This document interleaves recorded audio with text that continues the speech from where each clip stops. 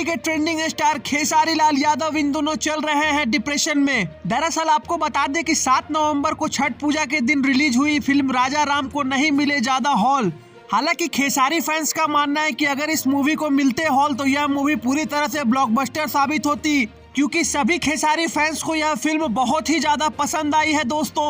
हालांकि फिल्म की धीमी शुरुआत देख फिल्म के निर्देशक पराग पाटिल हुए गुस्से से पागल। आपको बताते चले दोस्तों कि खेसारी लाल यादव ने इस फिल्म में 2 किरदार निभाए हैं, जिसमें एक किरदार का नाम है राजा तो एक किरदार का नाम है राम। दरअसल चौंकाने वाली बात यह है कि एक बिहार की मूवी को मात्र 10 सिनेमा घर ही कैसे मिले। आखिरकार भोजपुरी इंडस्ट्री के गिरते स्तर का जिम्मेदार कौन है? आपको पता ही है दोस्तों कि भोजपुरी के बहुत सारे प्रोड्यूसर आज रोड पर आ चुके हैं। अगर यही हाल रहा तो कौन सा प्रोड्यूसर भोजपुरी मूवी को प्रोड्यूस करने को तैयार होगा? तो दोस्तों हमारे हिसाब से तो राजा राम मूवी को और सारे सिनेमा घर मिलने चाहिए थे। दरअसल बिहार सरकार को जल्द से जल्द भोजपुरी इंडस्ट्री के लिए एक सेंसर बोर्ड बनाने की मांग करी जानी चाहिए, ताकि हमारे बिहार में भी अच्छी अच्छी मूवीज पारिवारिक बन सके। अपने इसी फूहड़ और अश्लील फिल्मों के कारण आज राजा राम जैसी टैलेंटेड मूवी भी नहीं चल पा रही है।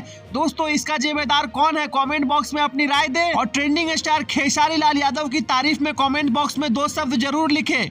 और ऐसे ही भोजपुरी की छोटी मोटी खबरों के लिए हमारा चैनल भोजपुरिया भास्कर को सब्सक्राइब करें। धन्यवाद दोस्तों।